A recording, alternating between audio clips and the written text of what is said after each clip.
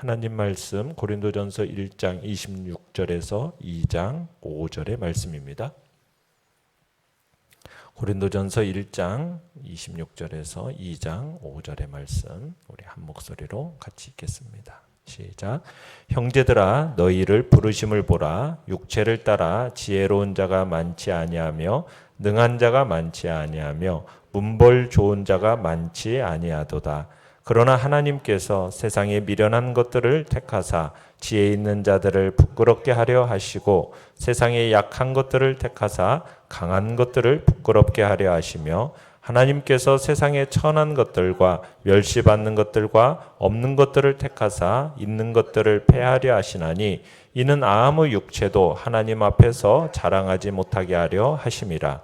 너희는 하나님으로부터 나서 그리스도 예수 안에 있고 예수는 하나님으로부터 나와서 우리에게 지혜와 의로움과 거룩함과 구원함이 되셨으니 기록된 바 자랑하는 자는 주 안에서 자랑하라 함과 같게 하려 함이라.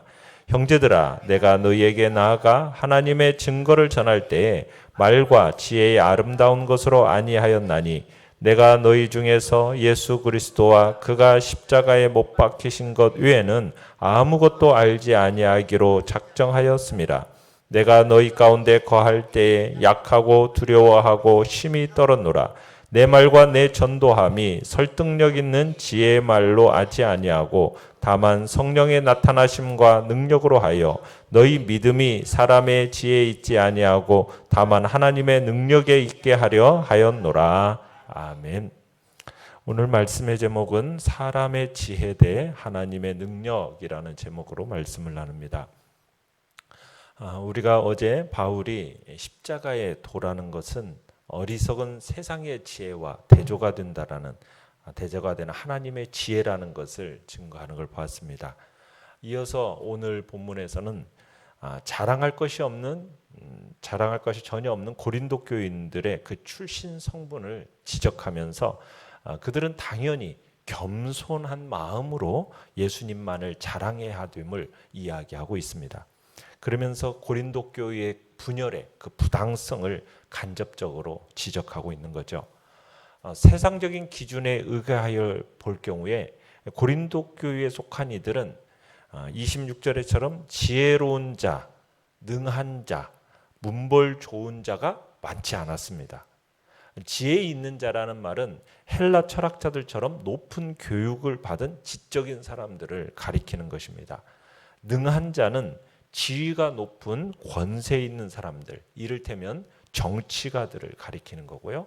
그리고 문벌 좋은 자는 사회적으로 높은 권세가 있는 사람들, 그러니까 귀족을 뜻하는 겁니다.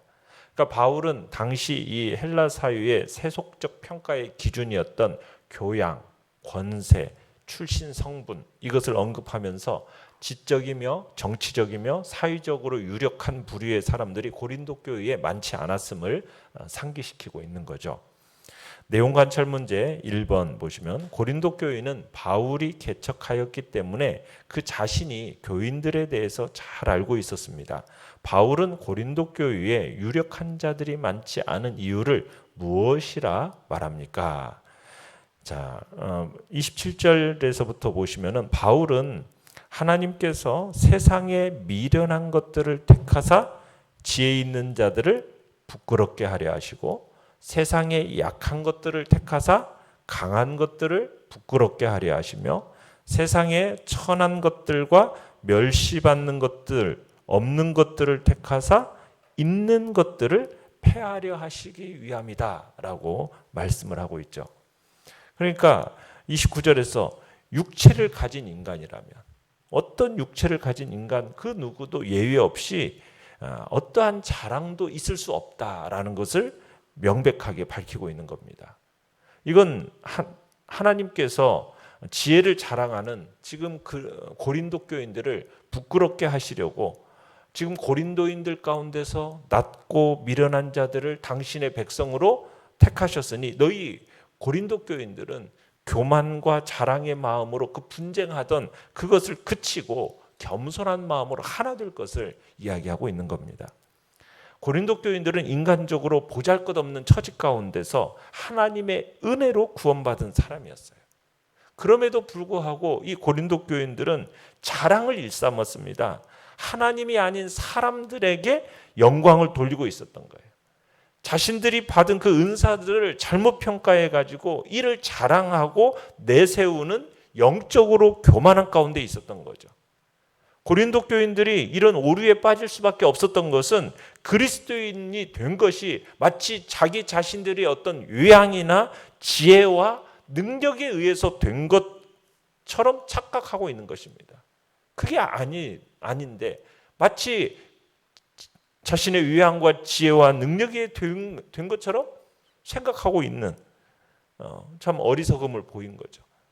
그러니까 자기들의 이렇게 하나님의 부르심은 전적인 하나님의 주권적인 부르심에 의해서 구원받았고, 그 다음에 세상 복음이라는 것은 세상 사람들이 거리끼거나 미련하게 여기는 십자가라는 사실을 잊어버렸기 때문인 겁니다. 고린도 교인들은 철저하게 지금 사람들과 사람들의 세상적인 지혜를 자랑했어요. 이런 행태가 바로 고린도 교회 내부에서 횡행했던 거죠. 그들은 세상과 동일하게 세상의 어떤 인본주의적 지혜를 자랑하고 있었고, 그런 지혜를 기준으로 해서 자신들에게 복음을 전해주었던 복음 증거자들을 평가함으로써 교회 내에 분란과 분쟁을 유발시켰던 겁니다. 그러니까 바울은 이런 당면 문제에 대한 인간의 지혜와 질적으로 다른 하나님의 지혜를 제시하면서 그 지혜가 사실상 세상적인 지혜를 무효화시킨다라는 것, 그것을 지금 밝히면서 고린도 교인들의 이 잘못된 사고방식, 이걸 교정하고자 한 거죠. 그러니까 우리가 하나님 앞에서 자랑할 수 있는 사람은 아무도 없다라는 거, 지금 이것을 이야기하고 있는 겁니다. 내용관찰 문제 2번입니다. 사실 바울은 세상적인 관점으로 볼 때에도 높은 수준의 교육을 받은 사람입니다. 그런 그가 고린도 교회 앞에서 증거할 때 어떠한 태도로 하였다고 말하고 있습니까?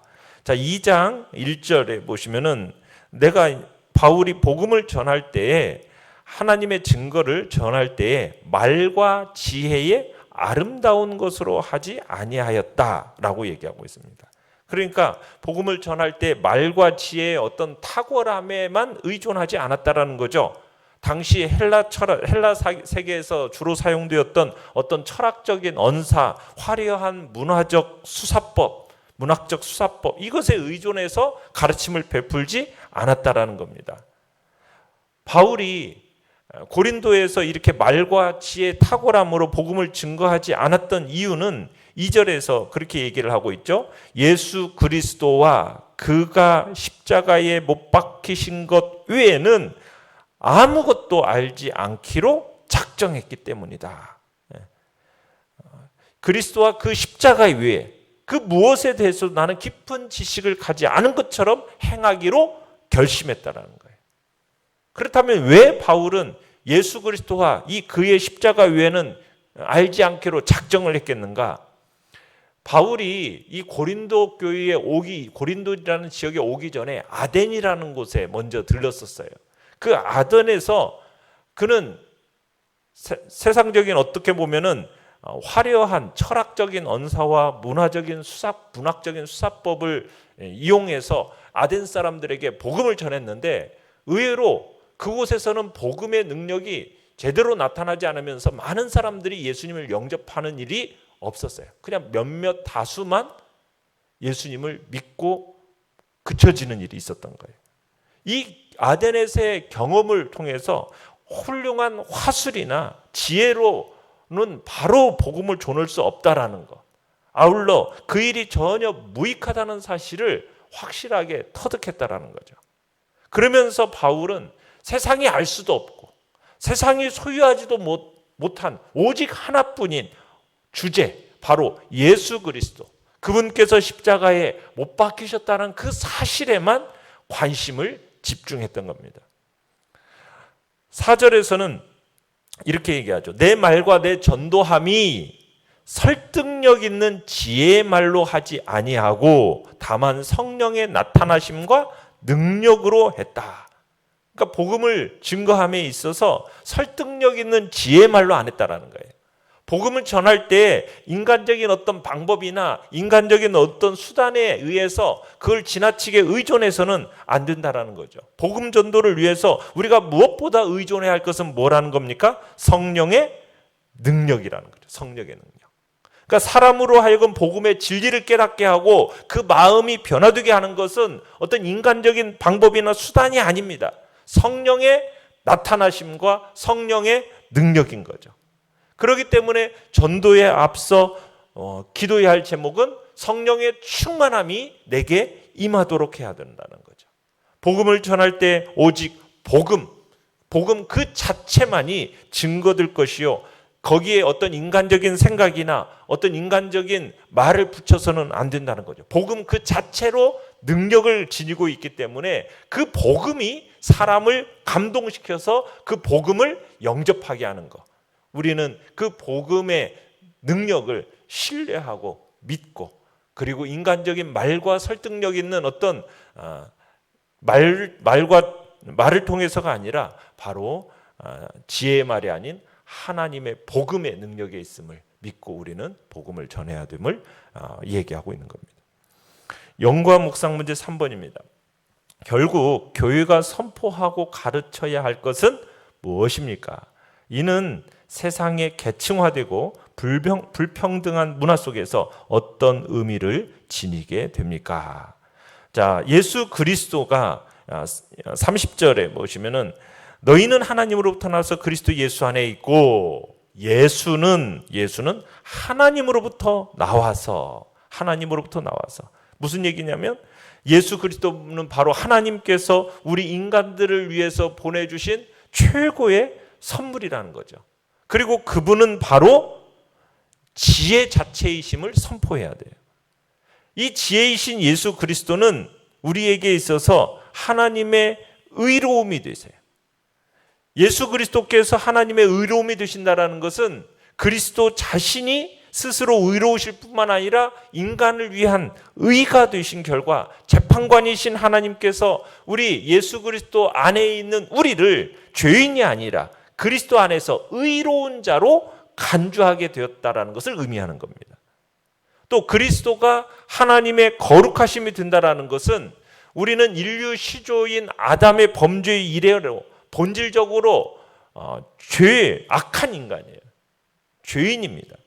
그 자체로 우리 자체로는 결코 거룩한 존재가 될 수가 없어요. 그러나 예수 그리스도께서 본질적으로 거룩함을 가지셨기 때문에 이 예수 그리스도와 연합한 자, 그래서 예수 그리스도 안에 있는 사람들은 거룩한 무리가 되어지고 성도가 될 수 있는 거죠. 또 예수 그리스도가 구원함이 되셨다라는 것은 예수 그리스도께서 죄인을 대신해서 죽으심으로 말미암아 죄의 종이었던 우리들이 이제 예수 그리스도의 보혈의 공로에 힘입어서 죄의 종의 상태에서 벗어나게 되었음을 이야기하고 있는 겁니다. 그래서 성도의 유일한 자랑은 뭐라고요? 그리스도일 수밖에 없다라는 거예요. 그리스도. 그래서 31절에서 뭐라고 얘기해요? 자랑하는 자는 주 안에서 자랑하라. 주 안에서 자랑하라. 고린도 교인들은 그들 자신이나 그들 자신의 업적을 결단코 자랑할 것이 없다라는 거죠. 그 누구의 이름을 높여서도 안 되라는 거죠. 왜 자랑할 게 없습니까? 하나님께로부터 받지 않음이 없기 때문인 거예요. 모든 것이 다 하나님으로부터 받았기 때문입니다. 그리고 그리스도 안에서 이 모든 것이 의로움, 거룩함, 구원함을 갖고 있기 때문에 자랑할 것이 있다면 주 안에서만 자랑해야 됨을 이야기하고 있는 겁니다. 그래서 우리는 서로 높고 낮음이 없는 거예요. 예수 그리스도 안에서 우리는 다 똑같이 지혜와 의로움과 거룩함과 구원함을 받은 자이기 때문에 그러면서 바울이 복음을 전함에 있어서 지혜의 말로 하지 아니하고 성령의 나타나심과 능력으로 한 이유가 뭐냐? 고린도 교인들의 믿음이라는 것이 사람의 지혜에 기초하는 게 아니라 거의 사람의 지혜에 기초를 둔 게 아니라 하나님의 능력에 기초를 두어서 참된 믿음이기를, 그들의 믿음이 바로 하나님의 능력의 기초를 둔 참된 믿음이기를 바랐기 때문이라는 거죠. 그래서 5절에 그렇게 얘기하는 거예요. 너희 믿음이 사람의 지혜에 있지 아니하고 다만 하나님의 능력에 있게 하리라 하였노라. 그러니까 바울은 구원을 얻게 하는 그 참된 믿음이 인간의 지혜가 아니라 성령의 증거로 이루어지는 하나님의 능력으로 말미암는다라는 것을 부각시키는 거죠. 만약 바울이 전한 복음이요, 어떤 인간의 지혜, 인간의 언변에 의해서 의존된 것이라면 이것들은 결국에는 파도가 들이치면 힘없이 무너져 버리고 마는 한낱 모래성에 불과하다는 거죠. 그리고 만약 그 복음을 어떤 논리적 논증에 입각해서 선포가 되어졌다면 또 다른 선명한 논리적인 논증이 어떤 등장할 경우에는 이게 다 파기되고 마는 거예요. 그러니까 바울이 전한 자신의 이 지혜와 언변에 기초한 것이 아니라 하나님의 능력에 기초했다는 점에서 그 가치가 영원한 거죠. 그리고 그 복음이라는 것이 누가 전했느냐에 의해서 되어진 게 아니에요. 바울이 전했고 베드로, 아볼로, 그 복음은 다 똑같은 복음인 거예요. 그러니까 누구에 의해서 복음을 받았느냐에 의해서 그 사람이 결정되는 게 아니라는 거죠. 복음은 똑같아요. 예수 그리스도 안에서 우리는 다 하나고 동일한 똑같은 존재인 거지. 내가 바울에 의해서 받았으니 내가 높고, 내가 뭐 아볼로가 더 높고 베드로가 더 높고, 이게 아니라는 거죠. 불평등하지가 않아요. 다 동일해요. 왜? 복음의 능력은 바로 성령의 능력, 하나님의 능력에 기초한 믿음이기 때문에, 불변하는 하나님께로부터 말미암은 것이기 때문에, 그 무엇에 의해서도 절대로 파괴될 수 없는 것이기 때문에 그 믿음은 동일한 믿음이라는 것을, 그래서 우리는 서로 차별이 될 수 없다라는 것을 가르치고 있는 겁니다. 느낀 점 4번입니다. 세상의 모든 지식을 갖추고 있었던 바울이 오직 그리스도와 십자가만을 알고 전하였다고 하는 말 속에서 당신이 느낄 수 있는 것은 무엇입니까? 당시 헬라인들은 철학적 지혜와 언변이 뛰어났어요. 바울 역시요, 이런 헬라인들에게 결코 뒤지지 않았어요. 그럼에도 불구하고 바울은 이러한 지혜와 지식을 버리고 온전히 그리스도의 십자가만을 증거하기로 작정했어요. 여기서 우리가 뭘 느끼느냐? 바울이 그리스도의 십자가만을 증거하기로 한다는 것은 주 예수 그리스도를 아는 지식을 가장 고상한 것으로 여겼음을 느끼는 겁니다. 세상의 헬라 지식, 그것과 비교할 수 없는 가장 최상의 지식이 무엇이냐? 바로 예수 그리스도를 아는 지식이라는 거죠. 바울은 예수 그리스도와 그의 십자가의 영원한 가치를 알았기 때문에 그것을, 그 십자가만을 알기로 마음먹고 전했다라는 거예요. 여러분, 죽음 앞에서 희망과 소망을 갖게 하는 것은 예수 그리스도의 가치 위에 다른 게 없습니다. 그렇게 비교할 수 없는 그 자랑거리는 바로 예수 그리스도라는 거예요. 세상의 모든 것들은 다 일시적인 거예요. 다 사라지는 겁니다. 다 스스로 소멸됩니다. 우리의 죽음으로 인해서 우리와는 무관한 것이 됩니다.